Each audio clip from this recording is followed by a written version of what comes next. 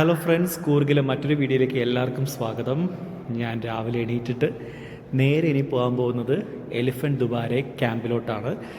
സോസ്റ്റൽ സ്റ്റേയിൽ നിന്നും ഒരു 20 കിലോമീറ്റേഴ്സോളം ദൂരമുണ്ട് അങ്ങോട്ടേക്ക് പോകാനായിട്ട്. പോകുന്ന വഴിയെല്ലാം കാണാൻ അടിപൊളിയാണ്, ഒരു രക്ഷയില്ല. നമ്മൾ ക്യാമ്പിൻ്റെ അടുത്തെത്താറായി. ഇതാണ് ദുബാരെ എലിഫൻറ്റ് ക്യാമ്പ്. നമ്മൾ ആദ്യം വണ്ടി പാർക്ക് ചെയ്തിട്ട് നമുക്ക് ടിക്കറ്റ് എടുക്കണം, എന്നാൽ മാത്രമേ അങ്ങോട്ട് പോകാൻ പറ്റുള്ളൂ. പോകുന്ന വഴി തന്നെ ഒരുപാട് ഷോപ്സൊക്കെ ഉണ്ട്, നമുക്ക് ഷോപ്പിങ്ങും എല്ലാം ചെയ്യാൻ പറ്റും. പിന്നെ ഫ്രൂട്ട് സലാഡ് കിട്ടുന്ന ചെറിയ ചെറിയ ഷോപ്പുകളും എല്ലാം അടുത്തുണ്ട്. ഇവിടെയാണ് നമ്മൾ ബൈക്ക് പാർക്ക് ചെയ്യുന്നത്. എന്നിട്ട് നമ്മൾ ടിക്കറ്റ് മേടിച്ചു. എന്നിട്ട് നമ്മൾ ഇതുവഴി നേരെ നടന്നു പോകണം. അതായത് ഇതൊരു റിവർ പോലെയാണ്, പക്ഷേ സമ്മർ സീസൺ ആയതുകൊണ്ട് അധികം വെള്ളമൊന്നുമില്ല. മെയിൻ പ്ലേസ് എന്ന് പറയുന്നത് നമുക്ക് എലിഫൻ്റ് ഉള്ള സ്ഥലത്തോട്ട് പോകണം. ഇതാണ് എലിഫൻറ്റ് ബാത്തിങ്. നമ്മൾ അങ്ങോട്ടേക്കാണ് പോകുന്നത്. പിന്നെ ഈ റിവറിലൂടെ ഇങ്ങനെ നടന്നു പോകുമ്പോൾ നമുക്ക് ചെരുപ്പൊന്നും ഇടാൻ പറ്റത്തില്ല കേട്ടോ. അപ്പം നമ്മൾ അകത്ത് ചെന്ന് ടിക്കറ്റ് എടുത്ത് ഇതുവഴി നമ്മൾ നടന്ന് കയറുമ്പോൾ ആദ്യം കാണുന്നത് ഒരു ഷെൽട്ടറാണ്, ഇതുപോലൊരു ഷെൽട്ടർ. ഈ ഷെൽട്ടറിൽ നമുക്ക് ഒരുപാട് ആനകളെ കാണാം. ഇവിടെ നിന്നാണ് രാവിലെ ആനകളെ കുളിപ്പിക്കാനായിട്ട് നേരെ ആ റിവറിലോട്ട് കൊണ്ടുപോകുന്നത്. രാവിലെ തന്നെ നമ്മൾ വരണം. അതിരാവിലെ വരികയാണെങ്കിൽ കുറച്ചുകൂടെ നല്ലതാണ്. ഞങ്ങൾ എത്തിയപ്പോൾ തന്നെ കുറച്ച് ലേറ്റായി, 10 മണിയായി. രാവിലെ 11:30 വരെ മാത്രമേ നമുക്ക് സമയമുള്ളൂ. അതിനുശേഷം ക്യാമ്പ് ക്ലോസ് ചെയ്യും. പിന്നെ ഉച്ചയ്ക്ക് 3 മണിക്കാണ് ക്യാമ്പ് സ്റ്റാർട്ട് ചെയ്യുന്നത്. അപ്പോഴും വന്നു കഴിഞ്ഞാൽ ആനയെ കുളിപ്പിക്കാനോ കുളിക്കുന്നത് കാണാനോ നമുക്ക് പറ്റില്ല. ബിക്കോസ് മോർണിംഗ് വന്നാൽ മാത്രമേ കുളിപ്പിക്കാനും ആന കുളിക്കുന്നതും കാണാൻ പറ്റുള്ളൂ.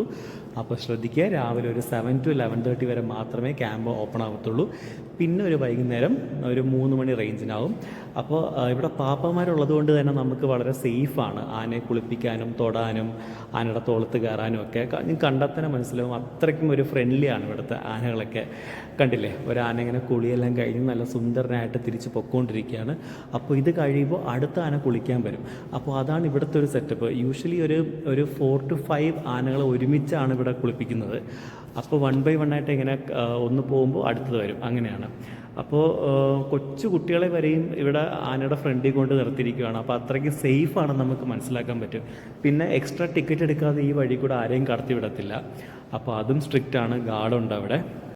അങ്ങനെ അടുത്ത ആന നീരാടാനായിട്ട് ഇങ്ങനെ ഇറങ്ങിക്കൊണ്ടിരിക്കുകയാണ്. അപ്പോൾ ബാക്കി എല്ലാവരും ഇങ്ങനെ നോക്കി നിൽക്കുക. നല്ല രസമുണ്ട് കാണാനായിട്ട്. കാര്യം നമ്മുടെ നാട്ടിലും ഇങ്ങനെയുള്ള സീൻസൊക്കെ വല്ലപ്പോഴേ കാണാൻ പറ്റുള്ളൂ. അപ്പോൾ ഇവിടെ ഇപ്പോൾ കൊച്ചു കുഞ്ഞുങ്ങൾക്ക് വരെയും ആനയുടെ ഫ്രണ്ടിൽ പോയി നിൽക്കാനും തൊടാനും ഒക്കെ പറ്റുമല്ലോ. അപ്പോൾ അത്രയ്ക്ക് ഫ്രണ്ട്ലിയാണ്, ഒരു കുഴപ്പമൊന്നുമില്ല. പാപ്പാൻ അടുത്ത് തന്നെ ഉണ്ട്. പിന്നെ അതിനുശേഷം ക്യാമ്പ് ഫുൾ ചുറ്റി കാണാൻ ഇങ്ങോട്ട് ഇറങ്ങി. അപ്പോൾ ഇത് നോക്കുമ്പോൾ ഒരു വലിയൊരു ഏക്കേഴ്സ് ഓഫ് ഒരു ക്യാമ്പാണത്. അപ്പോൾ നമുക്ക് ഒരുപാട് സമയം സ്പെൻഡ് ചെയ്യാൻ പറ്റും. പിന്നെ നല്ലൊരു സമ്മർ സീസണിലാണ് വന്നിട്ടെങ്കിൽ പോലും ഈ ഒരു ഫോറസ്റ്റ് ഏരിയ ആയതുകൊണ്ട് നമുക്ക് അത്ര പ്രശ്നമൊന്നും ഉണ്ടായില്ല. നല്ലൊരു ക്ലൈമറ്റൊക്കെ അടിപൊളിയായിരുന്നു. പിന്നെ നമുക്കിവിടെ വന്നിട്ട് ആനയെ ഫീഡ് ചെയ്യാൻ പറ്റും. അതും നമുക്ക് ചെയ്യാൻ പറ്റും ഇവിടെ, ഒരു കുഴപ്പമില്ല. നമുക്കിതുപോലെ വൈക്കോലൊക്കെ കൊടുത്തു കഴിഞ്ഞാൽ ആന വാങ്ങിച്ച് കഴിക്കുകയൊക്കെ ചെയ്യും. ഒരു പ്രത്യേക രസം അത് കാണാനായിട്ട്. അപ്പം ഞാനും വിചാരിച്ച് ഞാനൊന്ന് ട്രൈ ചെയ്യാം, ആന കഴിക്കുകയില്ല എന്ന് നോക്കണമല്ലോ. അങ്ങനെ ഒരുപാട് ആനകളുണ്ട്.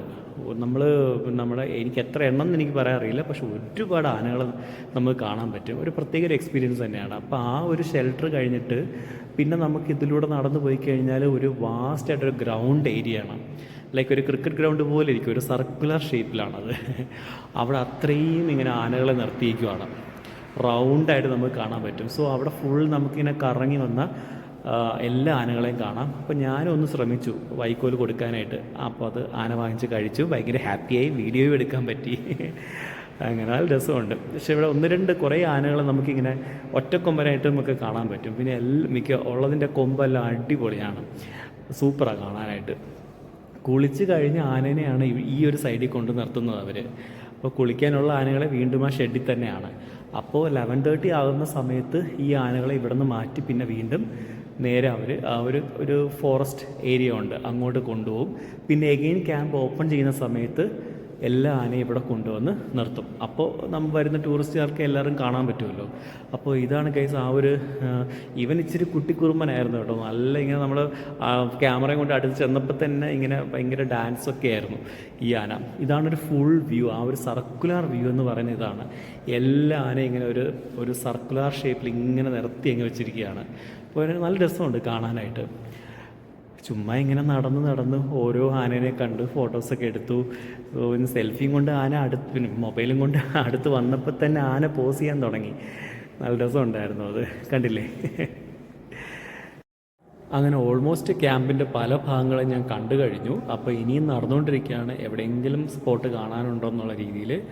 അപ്പോൾ അങ്ങോട്ട് ദൂരെ നടന്നു പോകുമ്പോൾ നമുക്ക് ഫുൾ കാണാൻ പറ്റും ക്യാമ്പിൻ്റെ ഒരു സ്പേസ്. ഒരു ചെറിയൊരു ഹൈറ്റ് പോലൊരു ഷെഡ് അവർ ചെയ്ത് വെച്ചിട്ടുണ്ട്. സോ അതിൻ്റെ മുകളിൽ നിന്ന് ഫുൾ ഏരിയ നമുക്ക് കാണാൻ പറ്റും. അപ്പോൾ ദൂരെ നോക്കുമ്പോൾ എഗെയിൻ അവിടെ കുറേ ആനകളെ കാണാം. സൂം ചെയ്ത് നോക്കിയപ്പോൾ ഒരു കുട്ടി ആനയാണെന്ന് മനസ്സിലായി. അതിനിപ്പോൾ നമ്മുടെ ക്യാമ്പിലെ ആനയാണോ അതോ ഇനി കാട്ടിലെ ആനയാണോ എന്നുള്ളത് എനിക്കിപ്പോഴും ഡൗട്ടുണ്ട്. അപ്പോൾ വീണ്ടും ഞാൻ നോക്കിയപ്പോൾ എഗെയിൻ വേറൊരു ആനേനെ കുറേ ദൂരത്തേക്ക് കണ്ടു. അപ്പോൾ എന്താ റീസൺ എന്നറിയില്ല, മേ ബി ചിലപ്പോൾ വല്ല മതപ്പാടുണ്ടാവാൻ ചാൻസ് ഉണ്ടാവും. അങ്ങനെ ആയിരിക്കാം മാറ്റി പാർപ്പിച്ചേക്കുന്നത്. പക്ഷേ ആ ക്യാമ്പിൽ കണ്ട ആനനെ ഇവിടെ തന്നെയാണ് വീണ്ടും കൊണ്ട് നിർത്തുന്നതെന്നാണ് പറയുന്നത്. പിന്നെ ഞാൻ തിരിച്ചു പോകാനായിട്ട് ഇറങ്ങി. കാര്യം ഇനി അടുത്തൊരു സ്ഥലത്തോട്ട് പോകണം. അപ്പോൾ പോകുന്ന വഴിയെല്ലാം നല്ല രസമുണ്ട് കാണാനായിട്ട്. ഇനി അടുത്ത് പോകുന്നത് ചിക്ലി ഹോൾ ഡാം റിസർവോയറിലാണ്. ഈ ഒരു സമ്മർ സീസണിൽ പോയിട്ട് വലിയ ഗുണമൊന്നും ഇല്ലയെന്ന് എനിക്കറിയാം. പക്ഷേ ഞാൻ പോകുന്ന വഴി ആയതുകൊണ്ട് ആ ഡാമിലൊന്ന് കയറിയേക്കാന്ന് വെച്ചു. ട്രിവാൻഡ്രത്തും എനിക്ക് എപ്പോഴും ഡാം കാണുന്ന ഒരു ശീലം ഉണ്ടായിരുന്നു. അപ്പോൾ ഇതുവഴി വന്നപ്പോൾ ഒന്ന് കണ്ടേക്കാമെന്ന് കരുതി. അപ്പോൾ സമ്മർ സീസൺ ആയതുകൊണ്ട് വാട്ടർ ലെവൽ വളരെ കുറവായിരുന്നു. എന്നാലും നമുക്ക് കാണാൻ നല്ലൊരു ഭംഗിയാണ്. ഫസ്റ്റ് ടൈം കാണുന്നത് കൊണ്ടുള്ളൊരു എക്സൈറ്റ്മെൻറ്റും സന്തോഷവും ഉണ്ടായിരുന്നു. ചുമ്മാ അതിൻ്റെ അകത്തോട്ടൊക്കെ ഇറങ്ങി എല്ലാം കാണാൻ പറ്റി. അപ്പോൾ ഇതിൻ്റെ ഒരു മെയിൻ അട്രാക്ഷൻ എന്ന് പറയുന്നത് എന്താണെന്ന് വെച്ച് കഴിഞ്ഞാൽ ഒരു ചിക്ലി ഹോൾ, ഒരു ഹോൾ പോലത്തെ ഒരു സ്ഥലമുണ്ട്. അതുവഴി വെള്ളം ഒഴുകുന്നത് കാണാനാണ് ഇവിടുത്തെ ഒരു മെയിൻ അട്രാക്ഷൻ. സോ ഞാൻ ആ ഒരു പാത്വയിലൂടെ നേരെ നടന്നു പോയി. അപ്പോൾ നടന്നു പോകുമ്പോൾ നമുക്ക് അങ്ങ് അറ്റത്തെത്താൻ പറ്റും. സോ അങ്ങ് അറ്റത്തെത്തിയിട്ട് തിരിഞ്ഞുള്ളൊരു വ്യൂ ആണ് ഈ കാണുന്നത്. എൻറ്റയർ ഡാമിൻ്റെ വ്യൂ ആണ്. നല്ല രസമുണ്ട് കാണാനായിട്ട്. വാട്ടർ ലെവൽ ഉണ്ട്, പക്ഷേ എന്നാലും കുറച്ചുകൂടെ ഉണ്ടായിരുന്നെങ്കിൽ ഞാൻ വന്നതിന് ഒരു ചെറിയൊരു അഡ്വാൻറ്റേജ് ഉണ്ടായിരുന്നു. അതെന്താണെന്ന് വെച്ച് കഴിഞ്ഞാൽ ഈ ഒരു പോർഷനാണ് ആ ഒരു ഹോൾ വരുന്നത്. ലൈക്ക് ഇതുപോലൊരു കർവ്ഡ് പോർഷനാണ്. ഈ ഒരു സ്ഥലത്തു നിന്ന് വെള്ളം ഒഴുകുന്നത് കാണാനാണ് എല്ലാ ടൂറിസ്റ്റും വരുന്നത്. ഒരു പ്രത്യേക ഭംഗിയാണ്. അപ്പോൾ ഞാൻ വിചാരിച്ചു എന്തായാലും മൺസൂൺ കഴിഞ്ഞിട്ട് ഞാൻ എന്തായാലും ഒന്നുകൂടെ വരും. അപ്പോൾ ഇതിന് ശേഷം ഞാൻ പോകുന്നത് അടുത്ത മെയിൻ അട്രാക്ഷനായ കാവേരി നിസർഗദമയിലോട്ടാണ്. അതായത് കാവേരി റിവറാണ് ഇതിൻ്റെ ഒരറ്റത്ത് നമുക്ക് കാണാൻ പറ്റുന്നത്. സോ ഒരു വാസ്റ്റായിട്ട് അടിപൊളി സ്ഥലമാണ്. ഇതിൻ്റെ അകത്ത് കുറേ ഫൺ എലമെൻറ്റ്സ് ഉണ്ട്.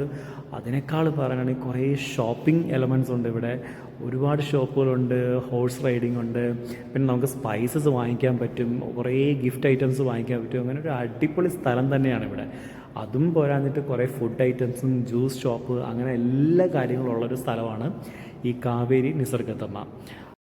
അങ്ങനെ ഇവിടെ കയറി നമ്മൾ ടിക്കറ്റ് എടുത്ത് നേരെ ഈ എൻട്രൻസിലൂടെ അങ്ങോട്ട് പോകാൻ തുടങ്ങി. അപ്പോൾ ഇതൊരു പാലമാണ് അവർ ചെയ്തേക്കുന്നത്. സോ ഈ പാലത്തിൽ കൂടെ ഇങ്ങനെ പോകുമ്പോൾ തന്നെ ഒരു പ്രത്യേക ഒരു ഫീൽ എനിക്ക് പറഞ്ഞറിയിക്കാൻ പറ്റില്ല. ബിക്കോസ് അത്രയും സമ്മർ സീസണിലും നമുക്ക് ഈ ഒരു ഗ്രീനറി ആയിട്ട് കാണുമ്പോൾ തന്നെ ഒരു ഭയങ്കര ഹാപ്പിനെസ്സാണ്. അതിനുശേഷം നമ്മൾ വീണ്ടും നേരെ മുന്നോട്ട് പോയി. അപ്പോൾ നമുക്ക് കുറേ റിവറിൻ്റെ സൈഡായി കാണാൻ പറ്റി. വളരെ ഗ്രീനറിയാണ്, ഒരുപാട് ഫോറസ്റ്റ് ഏരിയ ആണ്, സൂപ്പറാണ് കാണാനായിട്ട്. കാര്യം ഒരു സമ്മർ സീസണിൽ നമുക്ക് വരുമ്പോൾ ഒരു ആശ്വാസം തന്നെയാണ് ഇത് കാണുമ്പോൾ. ഇതിന് ശേഷം നമ്മൾ നേരെ പോകുന്നത് ഒരു ബാംബു ഫോറസ്റ്റ് ആണ്. ഫുൾ ഓഫ് ബാംബു ആണ്.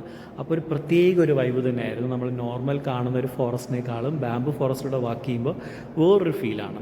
അപ്പോൾ ഈ ഒരു വാക്ക് വേയിലൂടെ പോയി നമ്മൾ അങ്ങ് അറ്റം ചെല്ലുന്നത് നമ്മൾ കാവേരി റിവറിൻ്റെ അടുത്താണ്. അപ്പോൾ അതാണ് നമ്മുടെ എയിം.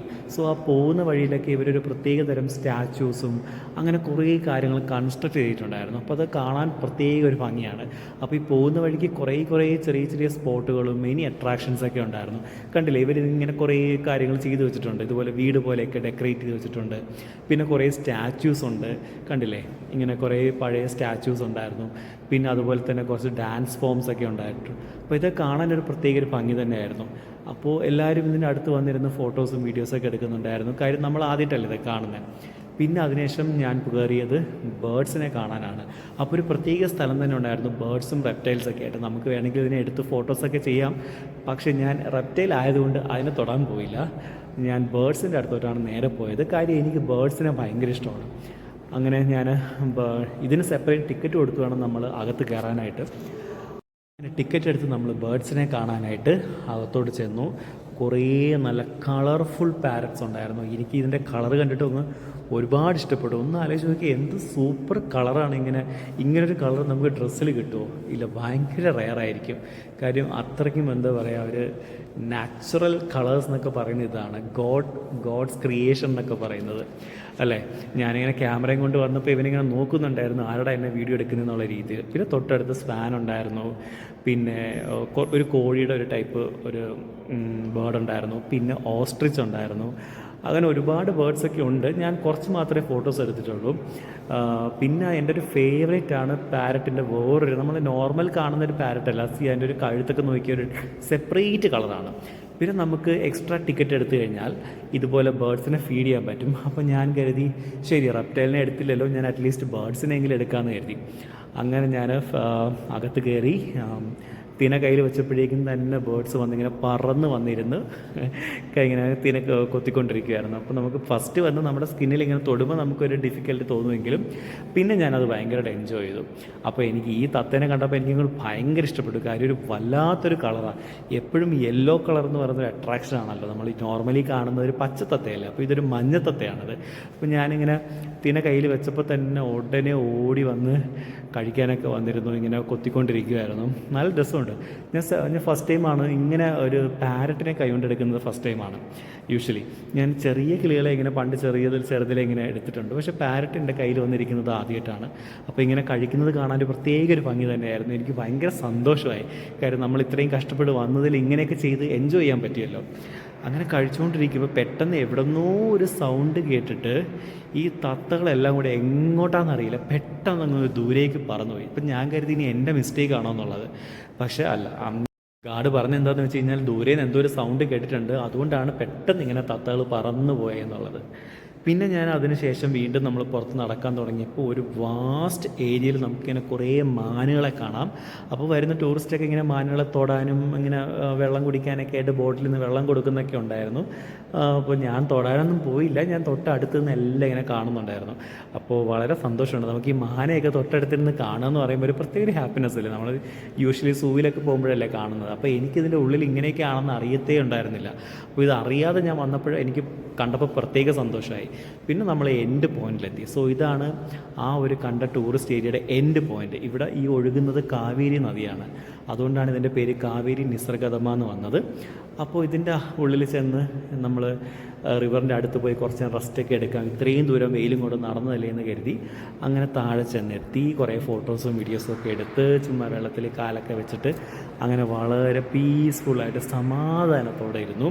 കാര്യം ഇനി വേറെ എങ്ങോട്ടും പോകാനില്ല. ബിക്കോസ് ഇവിടുന്ന് നേരെ ഇറങ്ങുന്നത് എനിക്ക് ബസ്സിന് ടൈമാവും, തിരിച്ച് ബാംഗ്ലൂർ പോകണം.